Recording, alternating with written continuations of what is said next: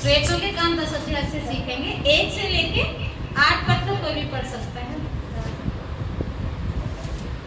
कैसरिया में कुरनेलियुस का नाम एक मनुष्य था जो इतालियन नामक पलटन का सूबेदार था। वह भक्त था और अपने सारे घराने समेत परमेश्वर से डरता था और यहूदी लोगों को बहुत दान देता था और बराबर परमेश्वर की प्रार्थना करता था। उसने दिन के तीसरे पहर के निकट दर्शन में स्पष्ट रूप से देखा कि परमेश्वर को एक स्वर्गदूत उसके पास भीतर आकर कहता है, हे कुरनेलियुस। उसने उसे ध्यान से देखा और डर कर कहा, हे प्रभु, ये क्या है? उसने उससे कहा, तेरी प्रार्थनाएं और तेरे दान स्मरण के लिए परमेश्वर के सामने पहुँचे हैं। और सब याफा के मनुष्य भेजकर शैमून को, जो पतरस कहलाता है, बुलवा ले। वह शैमून चमड़े का धंधा करने वाले यहाँ अतिथि हैं, जिसका घर समुद्र के किनारे है। जब वह स्वर्गदूत जिसने उससे बातें की थी चला गया तो उसने 2 सेवक और जो उसके पास उपस्थित रहा करते थे उनमें से एक भक्त सिपाही को बुलाया और उसने उन्हें सब बातें बताकर याफा भेजा।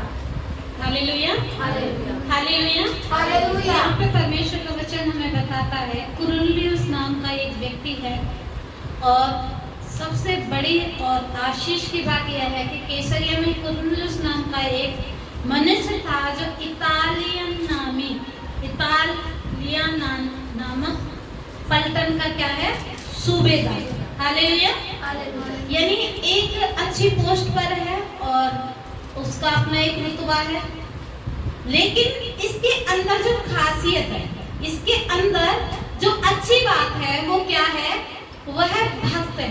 पहली बात यह है कि वो भक्त है, यानी परमेश्वर के लिए अपने आप को वो पवित्र और परमेश्वर की उपस्थिति में लीन करने वाला, परमेश्वर के लिए एक भक्त के रूप में अपने आप को तैयार कर चुका है और अपने सारे घराने समेत परमेश्वर से डरता था। बड़ी अच्छी बात है कि आज हमारे परिवारों में हम देखते हैं कि एक व्यक्ति यदि मसीह में है तो हम देखते हैं उनके बच्चे मसीह में नहीं होते। बच्चे मसीह में हैं तो मम्मी पापा विश्वास नहीं करते। कई लोगों के बच्चे इतनी अच्छी जगह, अच्छे रास्ते को चुनते हैं, लेकिन पेरेंट्स जो है वो आज भी उन्हीं अंधकार में, बुराइयों में, पाप में लिप्त होते हैं। लेकिन कई लोगों के मम्मी पापा इतना अच्छा प्रभु पे भरोसा करते हैं, पवित्रता का जीवन जीते हैं, भक्ति में लीन रहते हैं, लेकिन उनके जो बच्चे होते हैं वो क्या करते हैं, बुराई में जीवन जीते हैं, परमेश्वर की उपस्थिति में नहीं होते, भक्ति में लीन नहीं होते हैं। तो यहाँ पर एक बड़ी आनंद की बात और अच्छी बात यह है कि कुरनेलियुस खुद तो प्रार्थना करता ही था, खुद तो भक्त था ही था, लेकिन वो साथ में अपने घराने समेत परमेश्वर से क्या करता था, डरता था, प्रभु की आज्ञा पालन करता था। और परमेश्वर का वचन हमें बताता है, और यहूदी लोगों को बहुत दान देता और बराबर परमेश्वर से प्रार्थना करता था। Hallelujah, hallelujah. हम प्रभु पे भरोसा तो कर लेते हैं, बड़ा आसान है, लेकिन अपने हाथों को परमेश्वर की सेवकाई के लिए, परमेश्वर के भवन के लिए नहीं आगे बढ़ाते हैं। और इसी कारण से कई बार हमारे जो आशीष हैं आते आते क्या होते हैं, वापस चले जाते हैं। लेकिन इसके अंदर कितनी क्वालिटी है, 4 प्रकार की आशीषें लेने का हकदार है। पहली जो अच्छी आदत है वो क्या है, वो भक्त है। दूसरी, वो अपने घराने समेत परमेश्वर से क्या करता है, डरता है।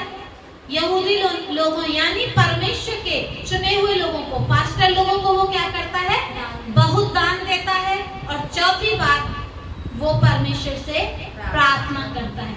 उसने दिन के तीसरे पहर दर्शन में स्पष्ट रूप से देखा कि परमेश्वर का एक स्वर्गदूत उसके पास भीतर आकर कहता है, हे कुरनेलियुस।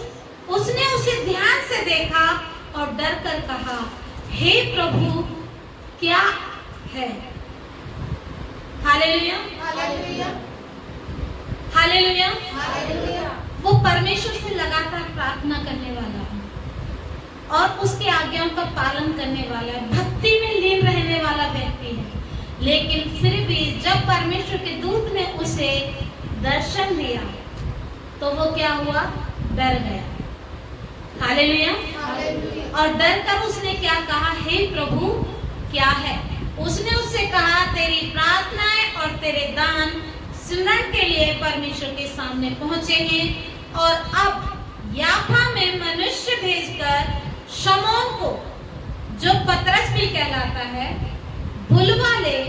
वह शमौन चमड़े का धंधा करने वाले के यहाँ अतिथि है, रिश्तेदार है, वहां पर रुका हुआ है, जिसका घर समुद्र के किनारे है। हालेलुया। कई बार जब हम लोगों के घर में विजिटिंग के लिए जाते हैं, प्रेयर के लिए जाते हैं, तो कई लोगों की बड़ी अजीब सी बात है, कहते हैं कोई काम था पास्टर जी? नहीं, आज तो हमारे घर में प्रार्थना नहीं है। ऐसे कौन लोग बोलते हैं? जो परमेश्वर की भक्ति में लीन नहीं है, जो प्रार्थना दिल और जान से नहीं करते, जिनका मन अभी भी अशुद्धता से भरा हुआ है। जो लोग परमेश्वर के डर और भय में जीवन व्यतीत करते हैं, परमेश्वर की अगुवाई में रहते हैं, वो जानते हैं कि वो क्या है, सुहावने वो कदम है जो परमेश्वर के सुसमाचार को लेकर आते हैं। क्योंकि परमेश्वर के दास और दासी लोग अपनी इच्छा या अपनी योजना के तहत कहीं नहीं जाते हैं, ना वो ऐसा जीवन जीते हैं। उनके लिए परमेश्वर की अगुवाई होती है, परमेश्वर की ओर से एक संदेशा होता है, एक न्योता होता है, एक बुलाहट होती है, और उस बुलाहट को सुनकर, परमेश्वर की अगुवाई को लेकर, परमेश्वर की आवाज को सुनकर, जहां जहां परमेश्वर का दूत हमें भेजता है, हम लोग वहां पर जाकर क्या करते हैं? परमेश्वर के कार्य को करते हैं। जैसा कि कुरनेलियुस को बकायदा परमेश्वर ने क्या किया? दर्शन में बातचीत किया। अब ये दर्शन किन किन लोगों को मिल सकता है? जब हमने इतनी सारी चीजें देखी तो यहाँ पे मेन चीज है कि कुरनेलियुस को वहां पे दर्शन मिला है। और आज के समय में हम देखते हैं दर्शन तो बहुत दूर की बात है, परमेश्वर की उपस्थिति को भी महसूस नहीं कर पाते हैं। काफी लोगों को अभी तक यही नहीं पता है कि मुझे परमेश्वर की ओर से पवित्र आत्मा मिला है या बुरी आत्मा मिला है। क्यों हमें जांचना जरूरी है? क्योंकि बाइबल हमें बताती है अंत के समय में क्या होगा? बहुत से झूठे भविष्यवक्ता खड़े हो जाएंगे जो भरमाएंगे और गलत शिक्षाएं देंगे और आपको सत्य के मार्ग से फेर कर क्या करेंगे? असत्य की ओर ले जाएंगे। Hallelujah, hallelujah, hallelujah. तो आज हमें परमेश्वर की उपस्थिति में बैठने की आवश्यकता है, उसकी भक्ति में। जैसा पहला एक अच्छा आशीष पाने के लिए, एक अच्छी उपस्थिति को, परमेश्वर की उपस्थिति को पाने के लिए कुरनेलियुस के अंदर क्या था? वो भक्ति में लीन रहता था। अगर आज आप परमेश्वर की भक्ति में लीन हैं तो आपके अंदर उठते बैठते चलते फिरते या तो परमेश्वर के भजन गुनगुनाओगे, या परमेश्वर के वचनों को मनन करते रहोगे, या परमेश्वर की उपस्थिति में अपने आप को तैयार करते रहोगे। अगर आपके अंदर परमेश्वर की भक्ति नहीं है तो या तो फिल्मी गाने होंगे जो वहां पर, और या क्या होगा? हम अपनी टेंशन में इतना उलझ जाएंगे, हम कहेंगे प्रभु तू सुन लेना मेरी, लेकिन उस चिंता का जो पहाड़ है, वो टेंशन की जो दुकान है, उसे हम क्या करते हैं? अपने सर के ऊपर रखते हैं। लेकिन प्रभु का वचन आज की सुबह हमें सिखाना चाहता है, बताना चाहता है कि कुरनेलियुस परमेश्वर की भक्ति में क्या होता था? लीन रहता था और अपनी सारी चिंताएं, सारी परिस्थितियां, सारी परेशानियां वो परमेश्वर के ऊपर छोड़कर वो परमेश्वर में लौलीन होता था, प्रार्थना में पूरी तरह लौलीन रहता था।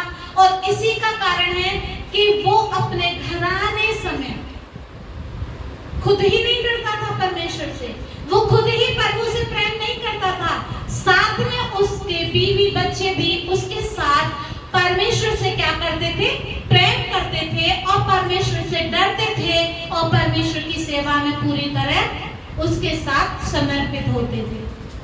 हालेलुया। और तीसरी बात प्रभु का वचन हमें बताता है कि वो सिर्फ ये नहीं कहता था कि हाँ मैं प्रार्थना करता हूँ, वचन पढ़ता हूँ, परमेश्वर मेरी सुनता है और मुझे परमेश्वर की आशीष है।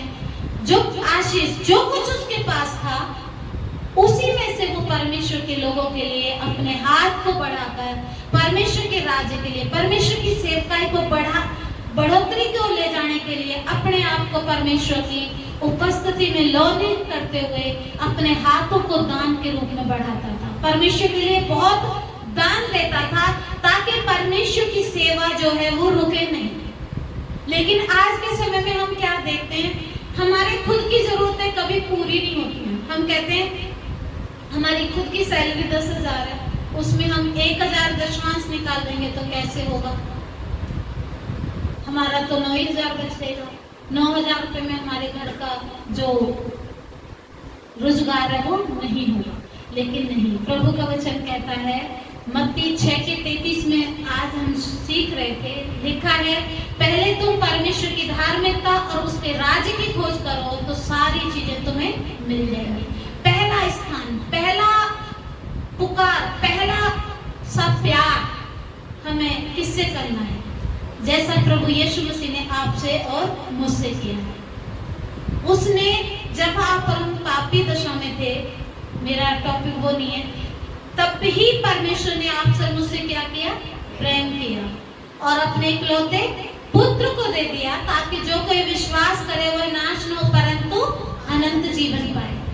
जब परमेश्वर ने हमसे इतना प्रेम किया है तो क्या हम प्रभु के राज्य के लिए, परमेश्वर की सेवकाई के लिए अपने हाथों को नहीं बढ़ाएं? हमें बढ़ाना चाहिए। Hallelujah, hallelujah. और चौथी बात थी, वो परमेश्वर से क्या करता था, प्रार्थना करता था। कई बार हमारे जीवन में ऐसी परिस्थिति होती है कि हम बहुत परेशान हो जाते हैं, इतने परेशान हो जाते हैं कि हमें समझ नहीं आता है कि अब मुझे क्या करना चाहिए। मेरे जीवन में भी आती है लेकिन रास्ता नजर नहीं आता। लेकिन मैं क्या करती हूँ, मैं घुटने टेकती हूँ और परमेश्वर के सम्मुख आती हूँ और मैं परमेश्वर से कहती हूँ कि प्रभु आपसे बड़ा कोई नहीं है, इस संसार को बनाने वाले आप हैं और मुझे भी आपने अपने हाथों से इस दुनिया में बनाया है, भेजा है। और आपका वचन कहता है कि आपने मनुष्य को परमेश्वर से थोड़ा सा कम बनाया है। हालेलुया, आप मेरी सुधि है। और परमेश्वर तुरंत क्या करता है, हमारी प्रार्थनाओं को सुनता है, रास्ता निकालता है। वो ऐसी परिस्थिति में रास्ता निकालता है जब सारी दुनिया के रास्ते बंद हो जाते हैं। तो हमारे जीवन में प्रार्थना परमेश्वर से करना बहुत जरूरी है। और प्रार्थना ऐसी नहीं कि एक दिन में एक बार कर ली, मैं समझती हूँ हर पल प्रार्थना में रहना जरूरी है। आप नहीं जानते आप जिस रास्ते से जा रहे हैं आपके पैर तले क्या है, आप नहीं जानते जो खाना आप खा रहे हैं वो कैसा है, आप नहीं जानते जो कपड़े आप पहन रहे हो वो आशीषित है या शापित है। ये बड़ी छोटी छोटी बातें हैं जिन्हें मैं आज आपको बता रही हूँ, लेकिन मैंने ये बहुत गहराई से परमेश्वर ने मुझे दिखाया कि हमें हर चीज के लिए प्रार्थना करनी है। हर परिवार के एक एक व्यक्ति को, एक एक चीज को हमें परमेश्वर के लोगों में क्या करना है, बांधना है। परमेश्वर की सामर्थ्य से अपने आप को क्या करना है, भर के लेके चलना है। और जब आप परमेश्वर की उपस्थिति से अपने आप को लौलीन करोगे, परमेश्वर की उपस्थिति में बैठ जाओगे, परमेश्वर की सामर्थ्य से भर जाओगे, तो बंधन क्या होंगे? टूट जाएंगे। अभी हमने गाने में गाया ना, जीवन मिलिया मिलिया आशीष ठहरी ठहरी। क्यों? क्योंकि परमेश्वर अपने उपस्थिति से जब हमें भरेगा तो बंधन क्या होंगे? टूट जाएंगे। और जो हमारे आंसू हैं वो भी क्या होंगे? सूख जाएंगे। क्यों? क्योंकि जीवित परमेश्वर आपके साथ में क्या होगा? आशीषित करने वाला होगा। अगर ये चार चीज आपके और मेरे जीवन में हैं, तो हम भी कुरनेलियुस के समान परमेश्वर का क्या पाएंगे? दर्शन पाएंगे। और दर्शन भी ऐसा वैसा नहीं। प्रभु के वचन में लिखा है ना, 4 पद से जब हम पढ़ते हैं, उसने उसे ध्यान से देखा और डर कर कहा, हे प्रभु क्या है? उसने उससे कहा, तेरी प्रार्थनाएं और तेरे दान सिमरन के लिए परमेश्वर के सामने पहुंचे हैं। Hallelujah, hallelujah. आज पता नहीं कितने लोग हैं जिनकी प्रार्थनाएं 15 साल से, 20 साल से, 12 साल से, 5 साल से, 1 साल से चल रही है, लेकिन परमेश्वर उस प्रार्थनाओं का उत्तर नहीं दे रहा है। क्यों नहीं दे रहा है? क्या परमेश्वर का हाथ इतना छोटा है कि वो आपको आशीष न दे सके? नहीं। यिर्मयाह में हम पढ़ते हैं कि तुम्हारे ही अपराधों के कारण, तुम्हारे ही गलतियों के कारण तुम्हारी जो प्रार्थनाएं हैं वो सुनी नहीं जा रही है। कुरनेलियुस की प्रार्थना और दान परमेश्वर की उपस्थिति में गिने गए। क्या हमारे दान, हमारी प्रार्थनाएं परमेश्वर गिन रहा है?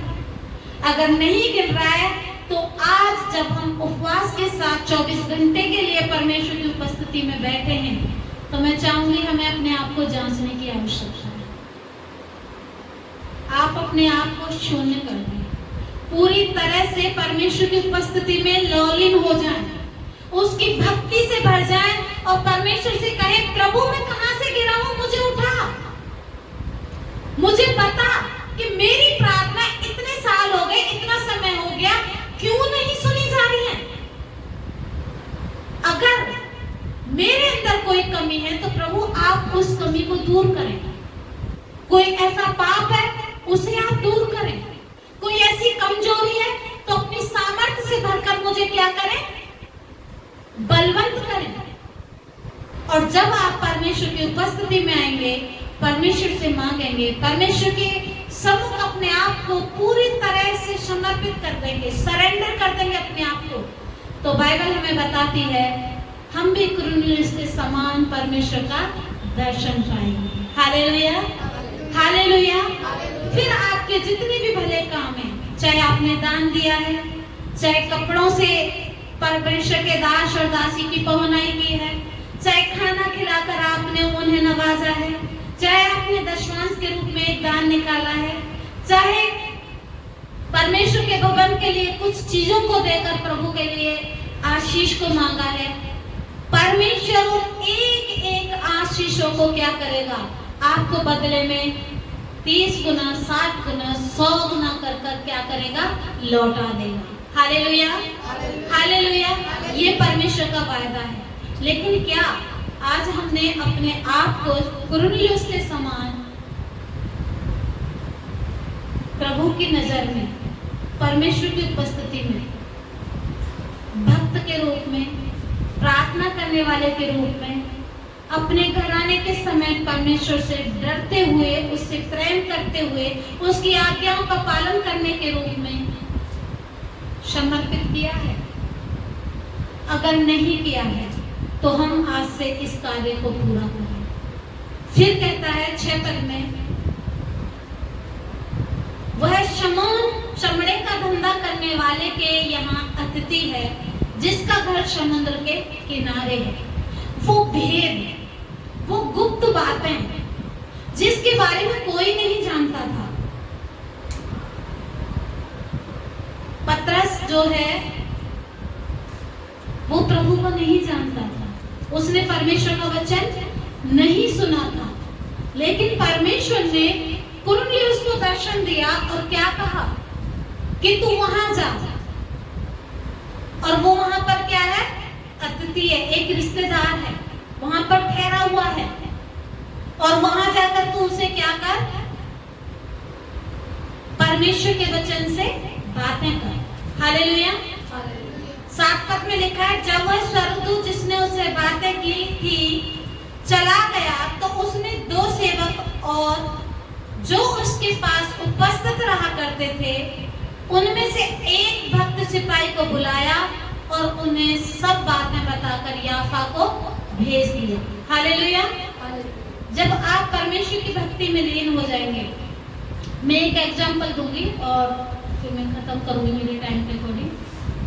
अगर आज सपोज करो मैं यहाँ पर बैठी हूँ, प्रार्थना में हूँ, और कोई बहन है या कोई भाई है जो आज संगति में नहीं आया। मेरे साथ कितनी बार ऐसा हुआ है कि जिस परिवार के लिए मैं यहाँ पे प्रार्थना कर रही हूँ, परमेश्वर तुरंत उस परिवार के एक एक हालात को हमें क्या करता है, दिखाता है। और प्रार्थना में ही अपने आप अचानक से आंसू आने लग जाते हैं और हम प्रार्थना करते जाते हैं और फिर एक एक चीज, एक एक कमी उनकी नजर आती है। और वही सेम चीज फिर जो व्यक्ति अपने घर में बैठा है उससे पवित्र आत्मा बात करे। अगर आप 9 पद से पढ़ेंगे तो यहाँ पे लिखा है, दूसरे दिन जब वे चलते चलते नगर के पास पहुंचे तो दोपहर के निकट पतरस छत पर प्रार्थना करने चढ़ा। उसे भूख लगी और कुछ खाना चाहता था, परंतु जब वे तैयारी कर रहे थे तो वह बेसुध हो गया और उसने देखा कि आकाश खुल गया और एक पात्र बड़ी चादर के समान चारों कोनों से लटका हुआ पृथ्वी की ओर उतर रहा है, जिसमें पृथ्वी के सब प्रकार के चौपाए रहने वाले जंतु और आकाश के पक्षी थे। उसे एक ऐसा शब्द सुनाई दिया, हे पतरस उठ और मार खा। पतरस ने कहा, नहीं प्रभु, कदापि नहीं, क्योंकि मैंने कभी कोई अपवित्र या अशुद्ध वस्तु नहीं खाई है। फिर दूसरी बार उसे शब्द सुनाई दिया, जो कुछ परमेश्वर ने शुद्ध ठहराया है उसे तू अशुद्ध मत कह।